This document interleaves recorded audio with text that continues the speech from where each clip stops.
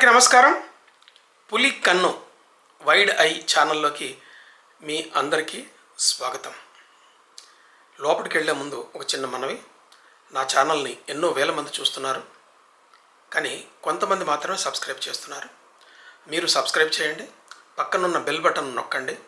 దీనివల్ల నేను వీడియోను అప్లోడ్ చేసిన వెంటనే మీకు నోటిఫికేషన్ వస్తుంది, వీడియోని చూడవచ్చు. అలాగే ఇది నచ్చితే మీకు లైక్ చేయండి, ఇతర బంధుమిత్రులకు షేర్ చేయండి. దీనివల్ల ఎక్కువ మంది ఉచితంగా చూసేటటువంటి అవకాశం ఉంటుంది.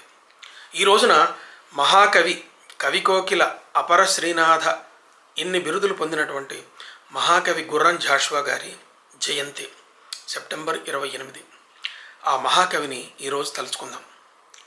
గుర్రం జాషువా గారి గురించి ఆయన జయంతి సందర్భంగా ఇప్పటికీ నేను చాలాసార్లు, ఒక 4 సార్లు వేరు పత్రికల్లో ఆయన గురించి వ్యాసాలు రాసి ఉన్నాను.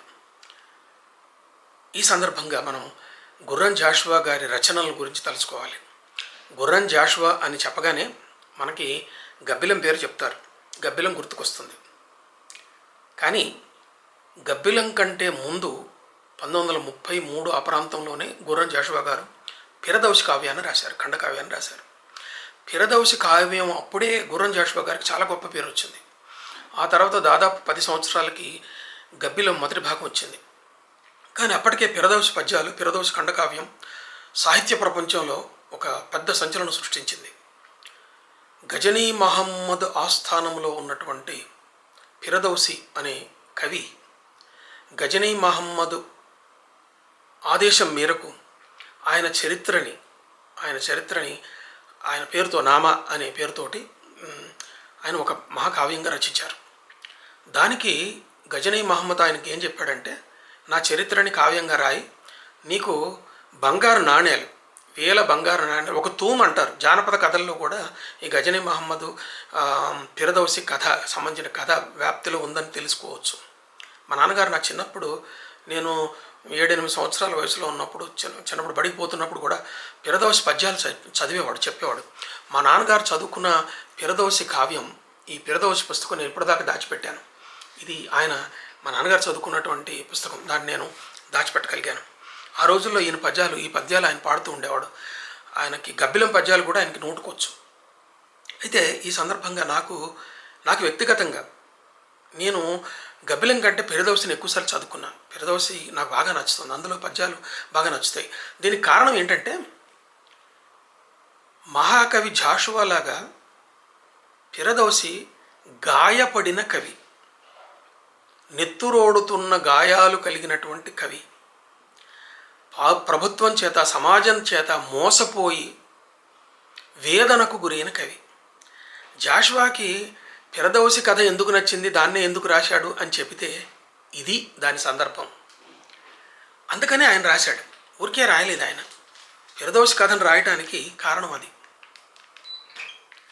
కనుక మనం పిరదౌసిలోని కొన్ని పద్యాలు చదవచ్చు.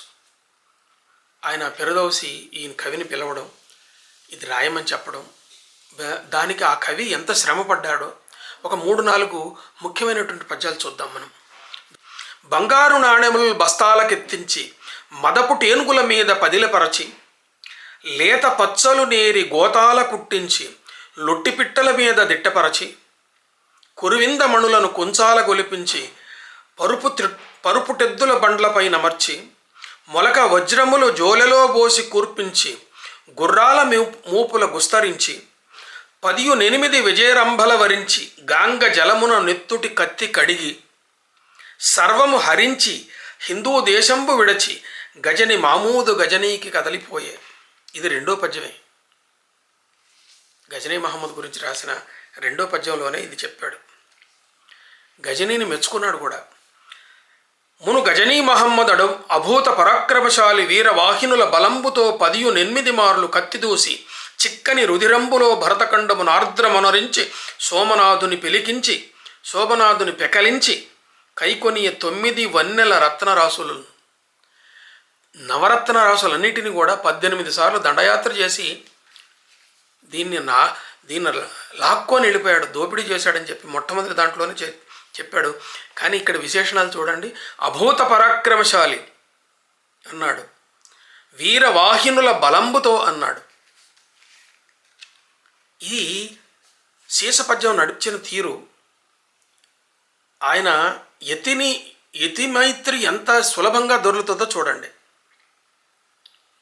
కురువింద మణులను కొంచాల గొలిపించి అన్నాడు, పరుపుటెద్దుల బండ్లపై అమర్చి అన్నాడు, లొట్టి పిట్టల మీద దిట్టపరిచి అన్నాడు. ప్రాస అయితే వేశాడు. అందుకే ఈ శేషపద్యానికి అంతటి అందం వచ్చేసింది.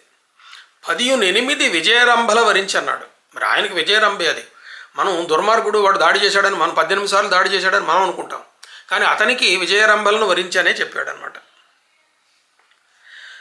కులుకుంభూత పసింటి కుడ్యములపై కుట్టాణి ముత్యాలు బచ్చలకెక్కించి, చిరత్న రత్న ఖచిత స్తంభంబులెత్తించి, మేడలు గట్టించి, మసీదులను నిలిపి,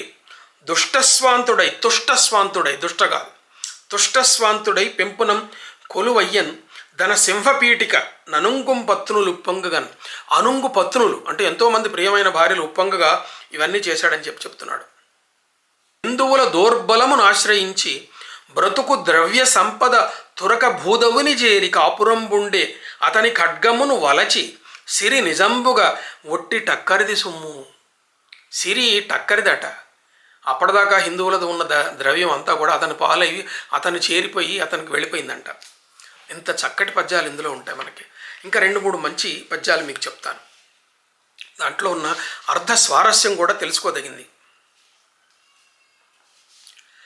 ఈ పద్యంలో ఉన్న లక్షణాలన్నీ కూడా జాషువా కవిత్వానికి ఉంటాయి. చూడండి, అది ముదురు కోయిల కంఠమున నివాసము సేయు కొసరింపు కోతల గుట్టు తెలిసి, ప్రతిపుష్ప గంధ గర్భముల్ చీల్చుకొని వచ్చు పిల్లగాడ్పుల జన్మ వృత్తమరసి, మేఘంబు తెరచాటు మెరుపు భోగముసాని మోసగింపుల అర్థమును గ్రహించి, శరధి నాయకుని క్రొన్నురుపు పిల్లల తీరు బడిలేని ఆటల భావమెరిగి, ముగ్ధ మోహన సౌందర్య పూర్ణయైన ప్రకృతి రమతోడ స్నేహ భావమును మెలగి, 30 ఏడులు సర్వాంగ పుష్టి మెరయ కబ్బమును రచించే ఫిర్దౌసి కవివరుడు కావ్యాన్ని ఎలా రాశాడో ఇక్కడ మనకు చెప్తున్నాడు. ఈ పద్యం జాషువాకి కూడా పూర్తిగా అన్వయిస్తుంది. ఫిర్దౌసి గజనీ మహమ్మద్ మీద పద్యాలు రాయడానికి, కావ్యం రాయడానికి ఎంత శ్రమ కోర్చాడో, ఎన్నిటిని సేకరించాడో, ఎన్ని భావాలు తెలుసుకున్నాడో తెలియడానికి ఈ పద్యం మనకు బాగా ఉపయోగపడుతుంది. అది చూడండి ఒకసారి. ముదురు కోయిల కంఠమున నివాసము సేయు కొసరింపు కోతల గుట్టు తెలిసి. గండు కోయిల, ముదురు కోయిల అంటాం కదా. ముదురు కోయిల గొంతులో నివాసము చేసేటటువంటి కొసరింపు కూతలు అంటే కోయిల మధురమైన స్వరాల గుట్టు తెలిసి రాయాలట. ఫిర్దౌసి అలాంటి గుట్టు తెలిసి రాశాడు. అలాంటి గుట్టు తెలిసి ఈయన కూడా అలాంటి గుట్టు తెలిసి రాశాడు. అందుకే ఆయన గుర్రం జాషువా గారు కవి కోకిల అయినారు. ఇంకొక దీని తర్వాత పాదం చూడండి, శేష పద్యం ఇది. ప్రతి పుష్ప గంధ గర్భము చీల్చుకొని వచ్చు పిల్లగాడ్పుల జన్మ వృత్తమరసి. పిల్లగాడ్పుల జన్మ వృత్తం అంటే అదేంటో చూడండి. ప్రతి పుష్ప గంధ గర్భము చీల్చుకొని వచ్చు అంటే ప్రతి పుష్పము గర్భములో ఉన్నటువంటి ఒక మాధుర్యము, ఒక తేనె తీపిని దాన్ని పట్టుకొని దాన్ని చీల్చుకొని వచ్చినటువంటి పిల్లగాడ్పులు, ఆ పిల్లగాడ్పుల జన్మ వృత్తము తెలుసుకొని, అంటే ఆ పుష్పాలలో ఉన్నటువంటి ఆ సుగంధ మాధుర్యాన్ని తెలుసుకొని, మేఘంబు తెరచాటు మెరుపు భోగముసాని మోసగింపుల అర్థమును గ్రహించి, మేఘం చాటుగా ఉండేటటువంటి మెరుపులను దాన్ని తెలుసుకొని, అంటే మెరుపు భోగముసాని అన్నాడు, మెటఫర్ రూపకాలంకారం వేశాడు. మేఘంబు తెరచాటు మెరుపు భోగముసాని మోసగింపుల అర్థమును గ్రహించి, శరధి నాయకుని క్రొన్నురువు పిల్లల తీరు బడిలేని ఆటల భావమెరిగి. పిల్లలు బడిలేని ఆటల భావం సముద్రం నుంచి వచ్చే అలల తీరుగా ఆటలాడుకున్నటువంటి వాటి భావములు తెలుసుకొని, ముగ్ధ మోహన సౌందర్యపూర్ణ అయిన ప్రకృతి రమతోడ స్నేహ భావమును మెలగి. ముగ్ధమోహన సౌందర్యం కలిగినటువంటి ప్రకృతి కాంత సౌందర్యాన్ని తెలుసుకొని కబ్బము రచించే పిరదౌసి కవివరుండు. పిరదౌసి కవి ఆ కబ్బాన్ని రాశాడట, కావ్యాన్ని రాశాడట. ఈ అన్నీ కూడా జాషువాకు వర్తిస్తాయి.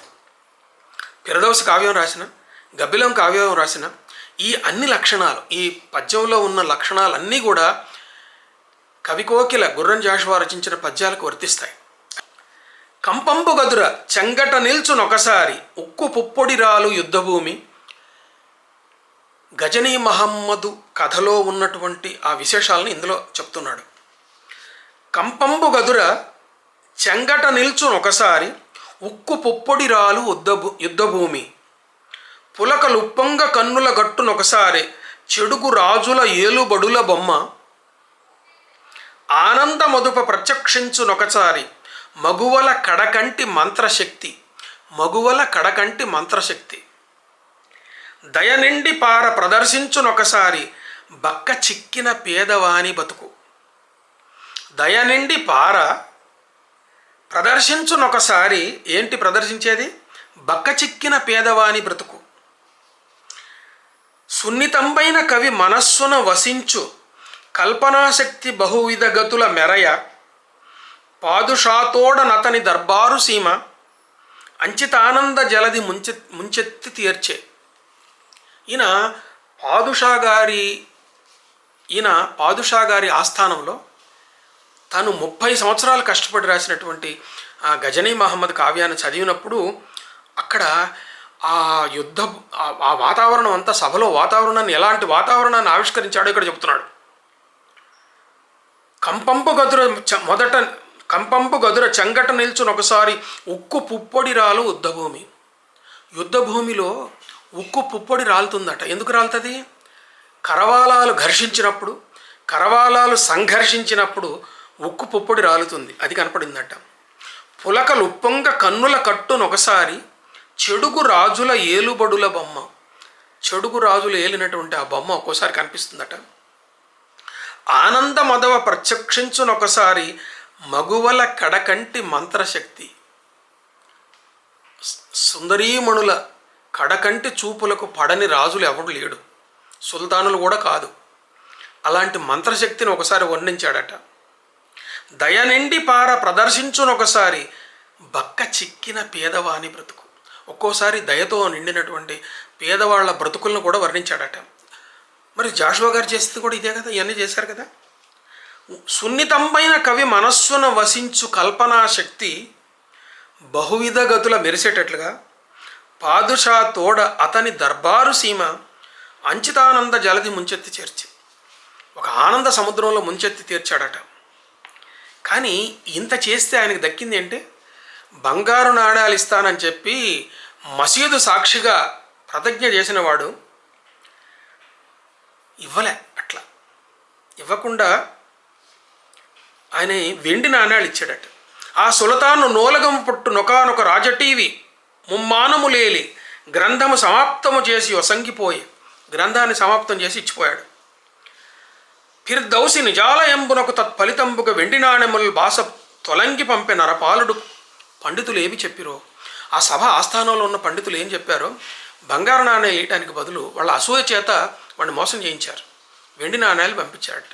కానీ ఇక్కడ పిరదౌసికి సంబంధించి ఒక కథ చెప్తారు. అదేంటంటే, మా నాన్నగారు కూడా చిన్నప్పుడు నాకు చెప్పాడు. అదేంటంటే, నువ్వు నా కావ్యం రాస్తే నీకు తూము బంగారు నాణ్యాలు ఇస్తానన్నాడట. తూము అంటే పుట్టిలో 4వ వంతు. పుట్టి అంటే 8 బస్తాలు. పుట్టిలో 4వ వంతు ఎంత? 2 బస్తాల బంగారు నాణ్యాలు ఇస్తానన్నాడు.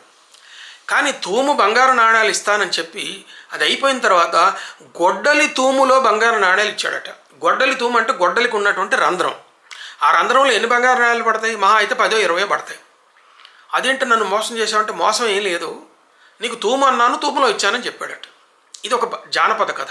అంటే పిరదౌసికి కాలం నాటికి సంబంధించిన ఈ కథ తెలుగు నేలలో జానపద కథగా ఉంది అంటే పిరదౌసి కథ చాలా వ్యాప్తంగా ఉందని చెప్పి మనకు అర్థమవుతుంది.